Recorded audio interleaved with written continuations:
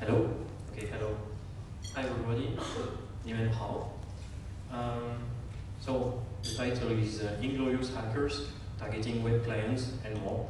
So yes, I'm called Laurent. I've been doing something like 15 years of hacking, like penetration tests, etc. in many highly sensitive places like French nuclear stuff, United Nations, blah blah blah. Okay, our company is called T3 Security. It was created last year, and we got many 0 days like from the iPhone, the iPad, BlackBerry, Safari, and we made many conferences over the world, and we mainly do things like penetration tests and audits for people who want to be tested by the offensive testers. Okay, so today we will try to analyze some techniques used by Inglourious Hackers that try to target web clients and more. So first, find Bill. Second, kill Bill. So first, find vulnerabilities, and second chapter will be about attacking web clients and more. Okay, I've put a legal notice related to legal issues, so don't play with what we wrote, or it's at your own risk. So first chapter, it's all about trying to find vulnerabilities, create exploit in 0 days. So when you think about trying to find vulnerabilities, as it was well explained yesterday in the afternoon by Greg and Ben, you can do tons of things. You can do, for example, reverse. You can try to analyze the behavior of the tools that you are targeting, and you can also play with things like fuzzing or audit or penetration test. Yes, you can also pen test devices, etc. So we mainly try to focus on fuzzing, audit, and pen test against many devices, smartphones, classical web browsers, etc. So when you think about trying to fuzz web browser, this is not that easy. Even if it sounds easy to do some kind of fuzzing against the web browser, this is not so easy. Because you can do random fuzzing, but you can try also to do, I would say, something like sharp fuzzing. I mean, by sharp fuzzing, sometimes you have to look at specific things that are related to the devices that you are targeting. For example, when you target smartphone devices, sometimes you have specific kind of URL, like SMS or tell to launch an application that will start an SMS, or launch an application to give a call, etc. And if you try to create thousands and thousands of web pages, and that you, for example, take your smartphone, going to the first web page, so that it's redirected from one web page to the other, etc., etc., and trying to get some results with things like bugs, etc. This is not so easy to do that. The result of the fuzzing will be in the part 2 of this humble presentation.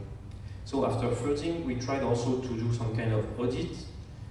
So we tried to audit some smartphones by talking about audit. I'm just talking like when you talk about Unix audit. So for example, for the iPhone, for the iOS 4.3, Apple created an amazing possibility which was called personal hotspot. As you can see, for example, on your iPhone, if you enable the iOS 4.3, you can share your 3G connection to the Wi-Fi neighbors just by activating the Wi-Fi, and your iPhone will become a hotspot. So that's very nice. So days before the iOS 4.3 became public, we tried to have a look at the security of that. So it's they are using a WPA2 pre-shot key on their Wi-Fi internet that is used to become a hotspot. And what is quite funny that we found a tiny vulnerability. They are using host AP, and the personal hotspot uses a passphrase to protect the WPA2 personal wireless hotspot, and the iPhone writes the passphrase in clear text in the console, in the Unix console of the iPhone device. So this area is readable, and if you take the result of an attack against an iPhone, for example, as you can see that we have here the passphrase that was for the Wi-Fi, and you can have also the pre-shared key, the GT key, the GM key, the GTP, etc. So that's quite funny. It's a bug. Apple said that it will be patched in a future release. So, okay, let's wait. So we made fuzzing, we made some kind of audit, and we also tried to do some kind of pen test, like when some customers asked to pen test. So we tried to have fun with applications from the Apple Store. You know, you have so many applications on the Apple Store. When you are a developer and that you want to develop an application on the Apple Store, you have coding style stuff to respect. You have many things that you have to respect so that your application will be a little bit clean and probably without too many vulnerabilities, etc. So if you look at advisories over the internet, there are not so much advisory related to bugs, security bugs in application from the Apple Store. So we tried to grab some application from the Apple Store and to do some kind of pen test against them. Here is an example. This is an application called AirContacts. This application might be able to share your contacts between your iPhone and the local Wi-Fi browsers. For example, you just launch AirContact, and then you have local web browsers that will be able to go to and grab things in your contacts. The trouble is that it was really stupid to crash this application. So in only 1 minute, I think, we found a denial of service. You just had to put an empty field for some GET requests with HTTP. And finally, we got some crash results against this application with some exception like bad access.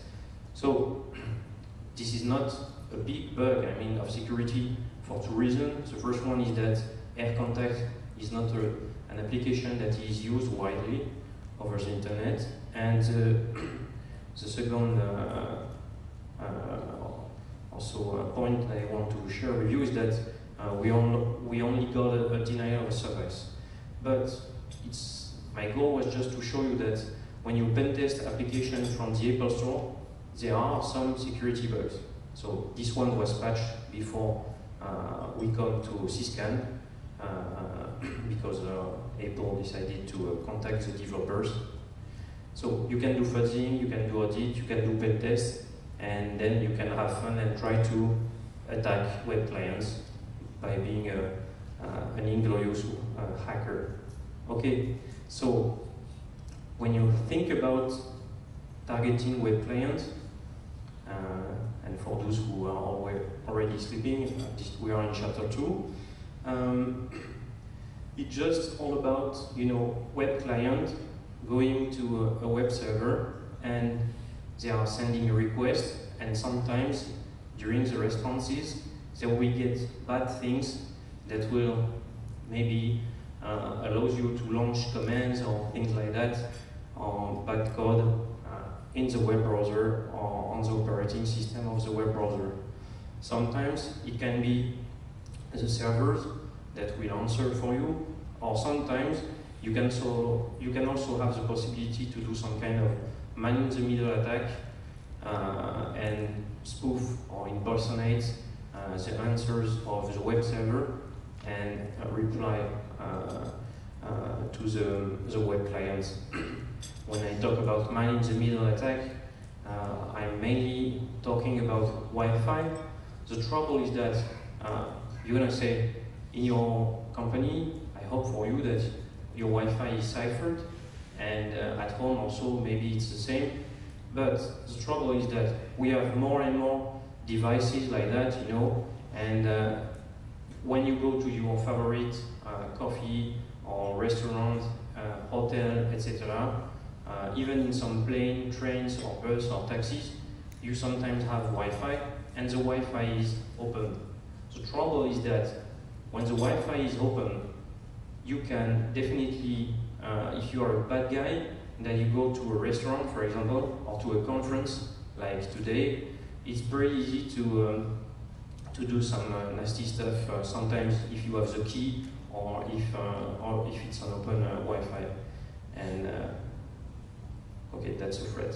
So we decided to go back to the documentations of HTTP stuff. So back to the request for comment. We read some documentations about how HTTP should be handled, because to us, we were thinking that maybe we could find vulnerabilities that would be common for most smartphones, because we have a tiny ID. It was related to the fact that for the HTTP protocol, if you look at the RFC 2616, so the HTTP protocol does not place any a priori limit on the length of a URI. It means that normally servers, but clients also, should be able to handle very big URI. So, okay, the question is, is there a possibility to find an exploit thanks to that? Because there is no limit to the size of a URI. So in reality, you have to put practical limits on the available resources, because if you don't limit the size of a URI, you might have problems on memories, etc. And the specific case of mobile device is really interesting, because on mobile device, and that's why we looked at that stupid issue, on mobile device, the memory and CPU are smaller than on your favorite game personal computer, okay? And something else is that on mobile device, they do specific spatial analysis of the HTML. And especially when you look at the URI, they try to guess some patterns, like is there an email written somewhere in the text, or is there a number, so that I can propose to add it to the contact, but because maybe it's a number like, you know, a phone number or things like that. So HTML code is interpreted with more things that are supposed to be done by the RFC on smartphones. So we decided to have a look at that. If you look at that URL on Microsoft.com, and thanks for the party yesterday, Microsoft, thanks Tom also, and you have a limit in Internet Explorer. It's just for you to understand that, yes, vendors know that it's important to put limits on the URI. So, by looking at what happens on some handheld devices, trying to analyze HTML content, we found that they have to make decisions about how to process a link based on the structure and makeup. Is that something like a GPS coordinate? Is that a phone number? Is that a classical HTTP link, etc., etc.?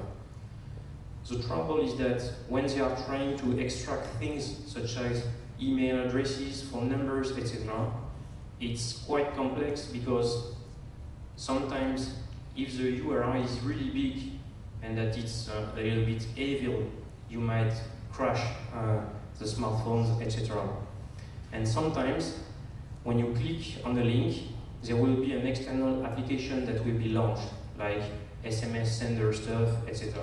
And also it's a way to have some kind of problems with watchdog stuff, etc. So we try to send evil web pages with some kind of manual fuzzing or automatic fuzzing with extremely long and evil forged URI. And by doing that, we found that some smartphone had problem to parse those URI, and it took considerable amount of resources. Some of them crashed, some of them survived, but typically memory and CPU cycle were used a lot on such devices. Sometimes the browser became unresponsive. Sometimes you had a watchdog mechanism, especially when there is an external application that is launched, for example, contact, the contact application or the email application, etc., because there is a problem in the memory. So sometimes also you have error messages that are displayed, or you might have a crash. What is quite funny is that in the error messages, and we will have a look at some project after that, the error messages are not so easy to understand when you are not an IT guy. I mean, if you are a businessman guy and that you have something like, you know, com.application.something.gmail crash stuff, memory overflow, something, you can say, oh, what happened? What does it mean? For you, maybe it means something, but for the classical end users, sometimes the message is not so easy to understand. So, let's try to have a look at some kind of exploits. We will mainly look at Google, RIM, and Apple products. We had also things related to HTC, to Baidu, Youdahao, and Microsoft also, but it was not related to Microsoft, but Opera. And okay, but it will not be shown here. Maybe in a next session of SyScan somewhere in Asia.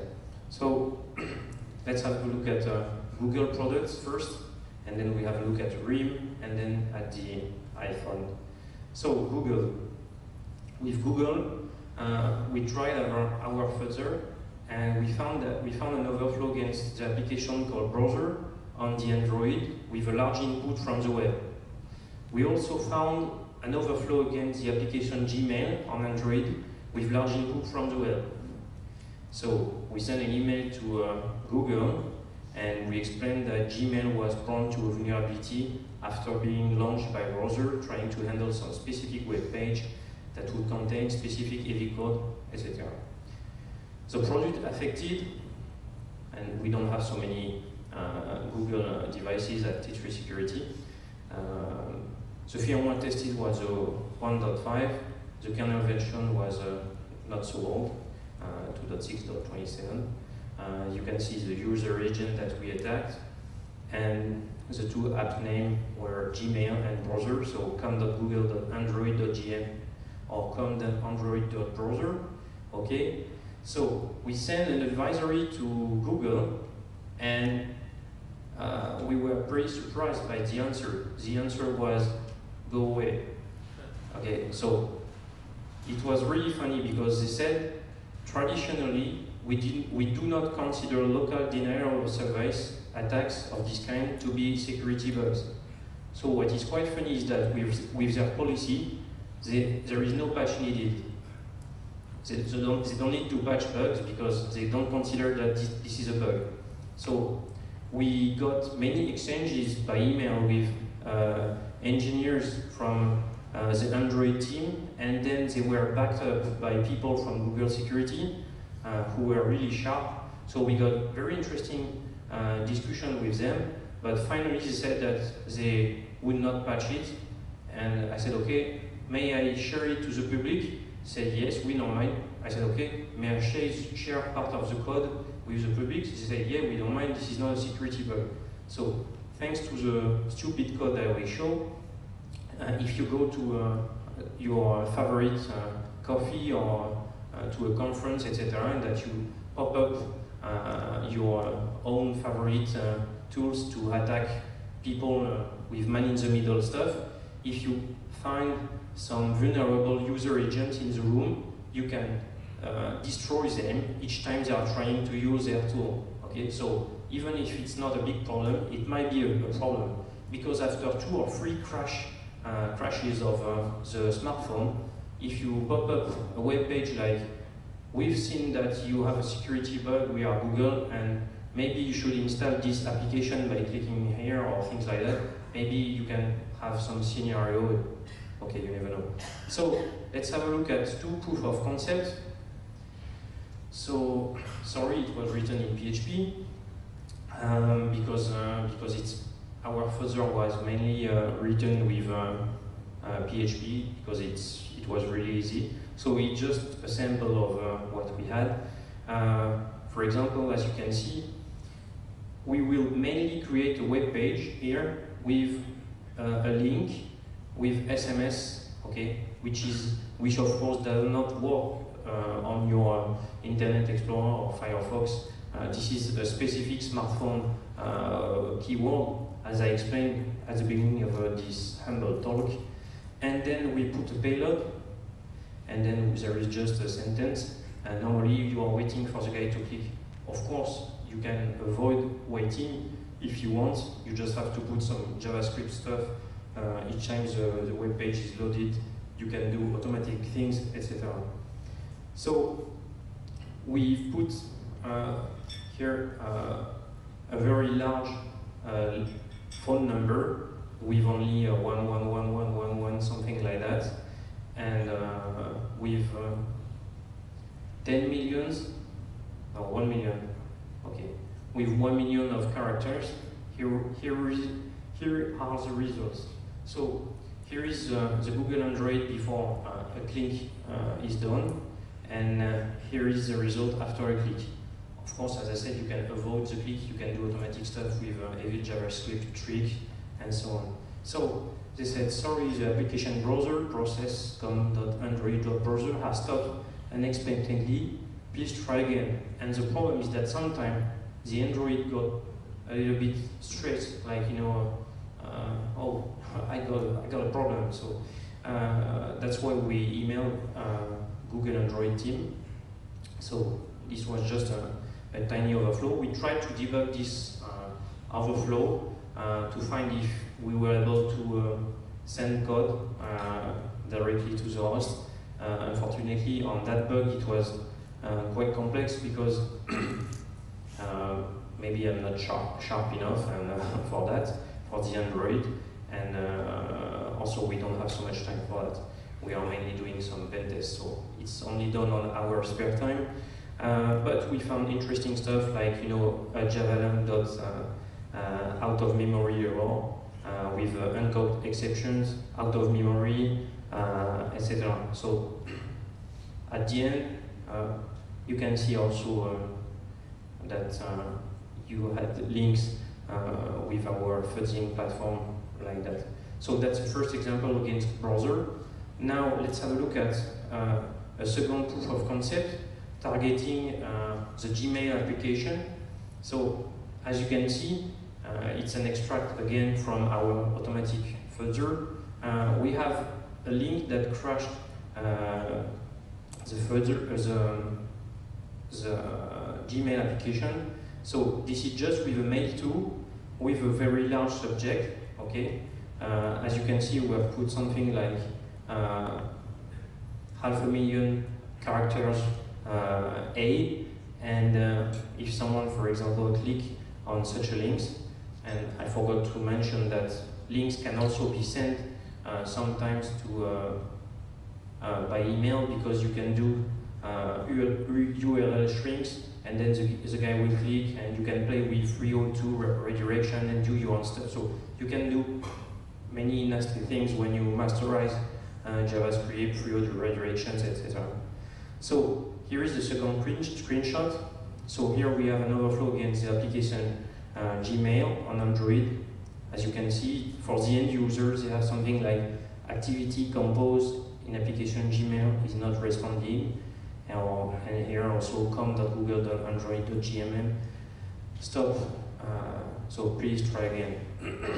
We tried to debug it again to find if we would be able to have a kind of 0 day with command on the remote Android, but unfortunately it was just a null pointer exception without the possibility for us to play with shell. So we have many different denial of service against Google Android, but it might be possible that this will not be patched, because to us this is not a vulnerability that someone can crash all the Google Android devices in a room or at a conference. So okay, then we also tried to play with BlackBerry, because we have many customers who have BlackBerry, so we have many questions about BlackBerry or Apple iPhone, etc. So we tried to again create malicious web pages so that when the web page would be seen, the a BlackBerry browser would become unresponsive, etc. So we found a denial of service that got CVSS only 5 on 10, but that's not so bad. And it helped us we had a 0 day that allowed us to crash the BlackBerry, and sometimes only the browser, but sometimes the BlackBerry had problems. So we emailed the guys from BlackBerry. The product affected was the only BlackBerry we had during our test. It was for the version before the 6.0, and for exactly for this user agent. In fact, in the 6.0, they integrated the patch they had from us, and as they explained during, they came with us at Black Hat Washington DC in January, and they had 5 minutes of slot to explain how complex it was, and I heard them, and it's really complex, really complex to patch something when you are creating smartphones, because they had to contact each carrier in the world and to give the patch, and they had to wait the carrier to answer that all of their application had no problem and that the patch could be applied. You can imagine how complex it is when you see the number of carriers in the world. So the guys of BlackBerry did an amazing job for that problem, and they created a software update. And what is really funny compared to Google, for example, who maybe thought that we were only stupid, for the BlackBerry, they answered to any of our emails. They asked questions, we gave answers, and the same. It they had a 24 hours team, and that was able to answer to any of our email. And so we talked a lot about this buffer overflow, etc. And they did something really interesting. So there is a CVE, and here is an example of what had the end user with our exploit. So as you can see, uncaught exception application, netrim BB browser, daemon. So if you seek for this string over the internet, you will have things related to T3 security advisory for that. So as we have some customers that were asking about do we have a BlackBerry that is broken or things like that.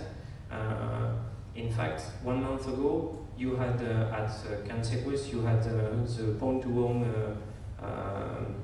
event, and 3 experts found something better than this denial of service, but because they were able to execute code. So basically, as some people wanted to have an audit of their BlackBerry, we created this link. So if you have a BlackBerry currently, we shared this URL 1 month ago, just before SyScan, and this will give you a quick BlackBerry audit for free.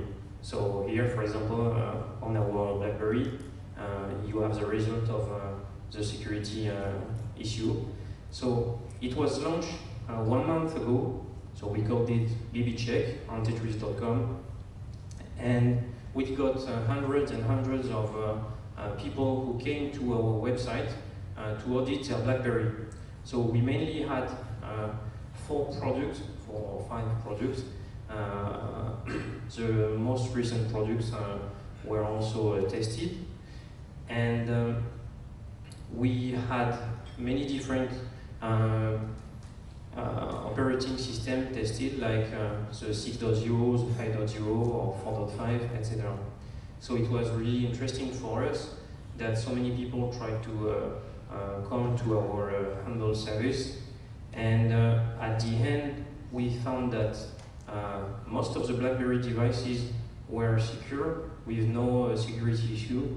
The very old vulnerability found by someone called Kemp, it was in 4 years ago, I would say. This is a denial of service. Only 1% of people were having this security issue.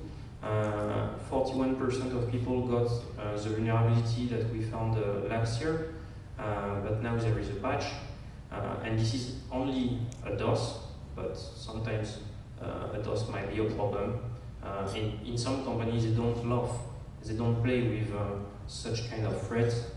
And the vulnerability of Pwn2Own, we got 22% of people that had the JavaScript enabled on their very latest version of BlackBerry. But if you disable the JavaScript by waiting that BlackBerry finishes to get the answers of the carriers in the world, you won't have this problem. Something related to BlackBerry, just before I move to Apple products, is that we talked with some of our customers, and they are part of most of the biggest companies in the world, in the industrial world, for example, and we saw that they do not patch their BlackBerry devices. So we said, why? And they said, you know, we have the tools, but sometimes it's complex because on old BlackBerry devices, it's not so easy to do an upgrade, etc., etc. I guess the system administrators were pretty lazy.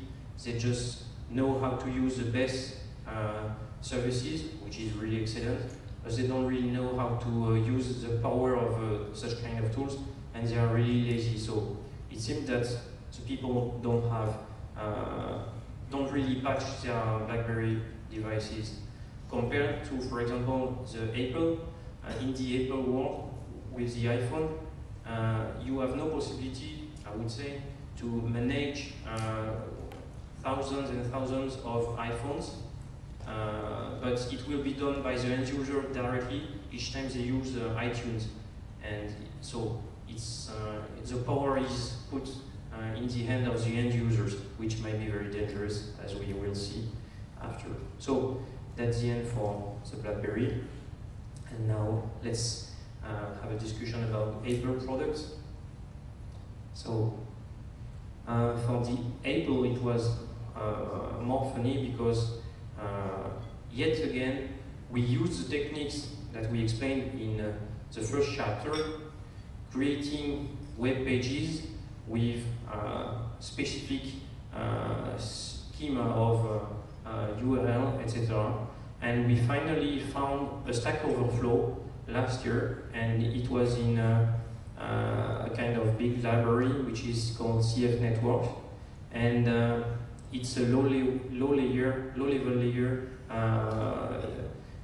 in many Apple products.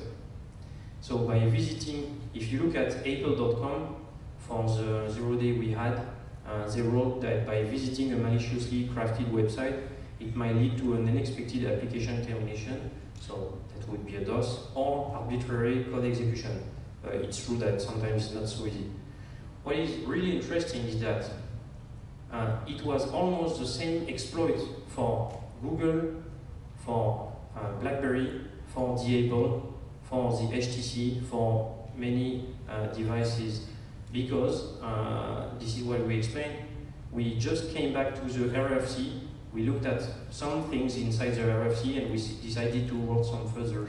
So here, with CF network, we realized that we had some kind of gold in our hand, because thanks to our 0-day, we were able to exploit Safari on Windows, Safari on Mac OS X, CF network on the iPod, CF network on the iPhone. Unfortunately for us, we shared the result of our attack before the first iPad, so it was patched in the first iPad. So we had no remote exploit against the iPad. But as we are white hat, we always share things we found with vendors. So we could also sell it to people like we saw yesterday, but we are more white hat. So, and this is why our customers want us to be white hat. So we got some discussions last year, I think it was in February or January, with iPhone exploit, and they took something like 6 months to release an improved memory handling through a patch.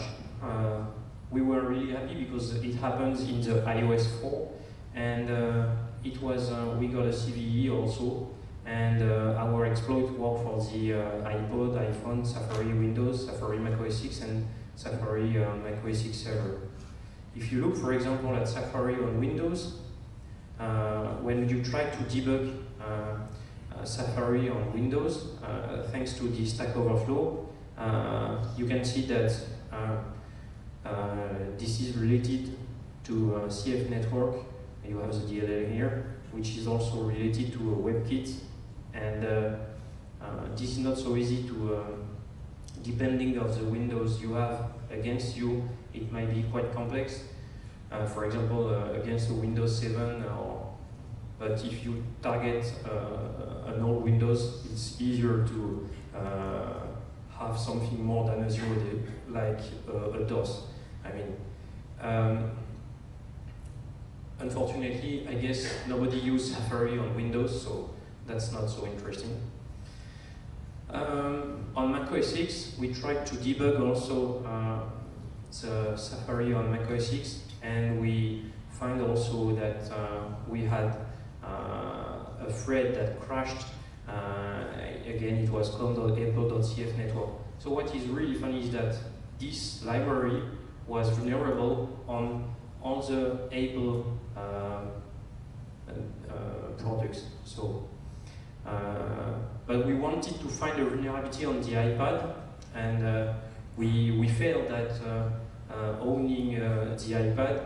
We only found a denial of service thanks to our fuzzer, and so we made an advisory, and there is a problem, there is a watchdog crash due to a low memory condition that is not related to CF network, unfortunately for us, because with CF network it was quite easy, and we were unable to exploit the iPad to execute arbitrary code.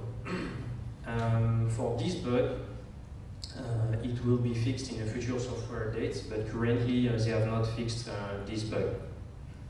They have not fixed also the bug with the password written in the console.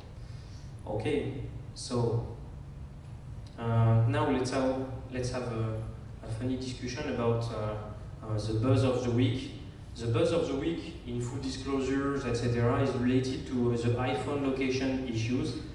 If you look over the internet, you have many geeks claiming that Apple is trying to follow you, etc., etc., and that they record your location history in a file. This is horrible. I also read things like, you know, that the US were using that to launch missile bombs in Libya against Gaddafi because of his iPhone, etc., etc. So everybody is becoming to be crazy about this issue. And yesterday, Apple decided to write something in his press part, so it was quite funny. So I really appreciated the talk yesterday about locations and how to exploit the tiny GPS recorder, etc. So let's have a tiny discussion about that.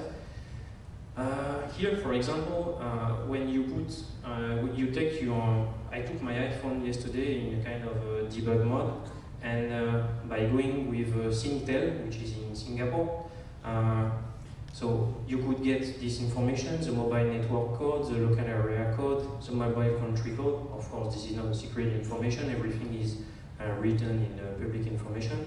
And also, by using the UMTS debug on my iPhone, I got the cell ID, which is the ID of the tower, of the GSM tower that is near the nearest, the tower ID that I was using for my GSM stuff, okay?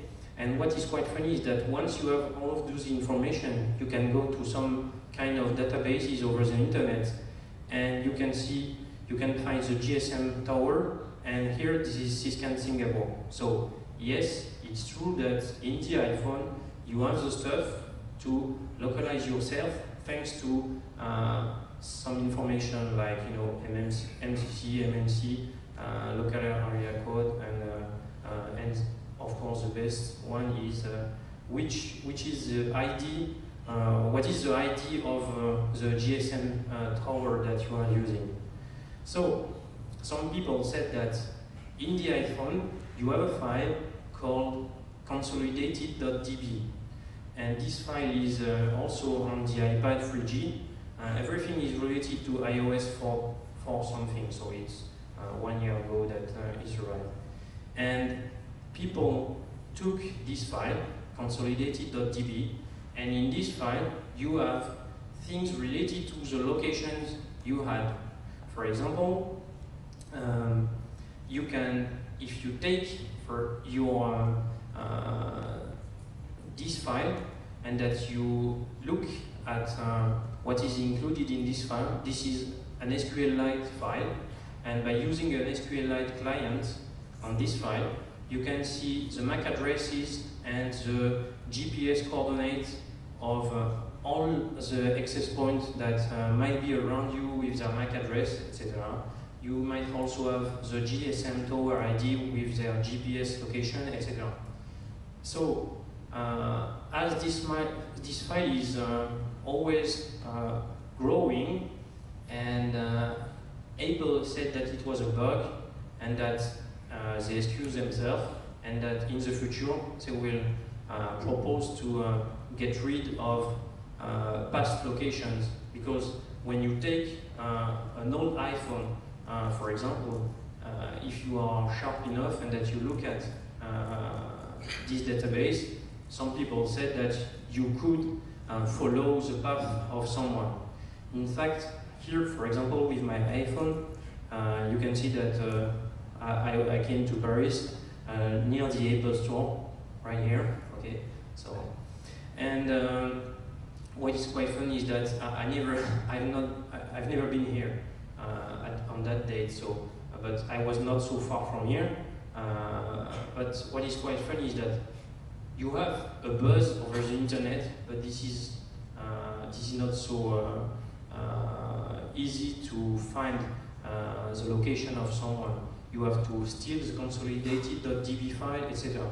The trouble with this file, consolidated.db, this file is on your iPhone, and it's also on the computer where you synchronize your iPhone, okay, where you have your iTunes. The trouble is that if you don't use Cypher backups with your iTunes, this is an option, and then this file is readable in clear text. It means that in some countries, police, for example, could come to your home when you're not at home, and they could steal this file, and they could try to see where you've been on that day, etc. But this is just an SQL database. So many people said, oh, we have to get rid of this file, this is horrible, we don't want to be tracked. So the first solution was proposed during that really funny week. It was for jailbroken devices. So on the Cydia store, you can download a tool that is called UntrackerD. this is a Unix background process that will automatically delete some coordinates that are in the SQLite database. The trouble is that we've debugged that tool, and we found that it only deals with 2 SQL tables, and you have more than 20 tables. So this is, to us, it was not really cool, and it was not really cool also because you had to have your iPhone jailbroken. So here, maybe you have an iPhone, maybe it's jailbroken, and yeah, it's cool. The trouble is that in corporate environment, you don't have the right to have a jailbroken iPhone. So sometimes it means that VIP business people, if they have a problem, security problem with their iPhone, maybe their opponent will be able to know where they've been. So, solution 2, someone called Atsinge proposed to modify the consolidated.db iPhone in the backup. So, you come with your iPhone, you put it to iTunes, it will back up your files, then you just have to find the file where you have the consolidated.db SQLite database, modify it by hand, put your iPhone again, and do a restore of your iPhone, and then the database will be empty. The trouble is that you will have to do it each time you want to empty this database. So doing a restore each night to avoid having such a file is really complex to do. So we said to ourselves, what about trying to find a hack? So here is the solution of T3 Security. So we had an idea of a 0-day against consolidated.db. As this is an SQLite free file, we decided to add triggers inside it. A trigger is a kind of event, okay? Like if something happened, and in SQLite free, if you are a hacker of doing SQL injection and things like that, you know that with triggers, when you create backdoors with triggers on SQLite free, you have triggers on event like update, insert, or delete. And it means that if you want, each time someone is trying to insert or update data in a database, then the triggers will delete the table. Thanks to that stupid hack, you have an automatic cleaning that will avoid the supposed to be Apple tracking. You have no process in the background. The process that will delete the database is the process that will insert things in the database itself. So that's quite funny.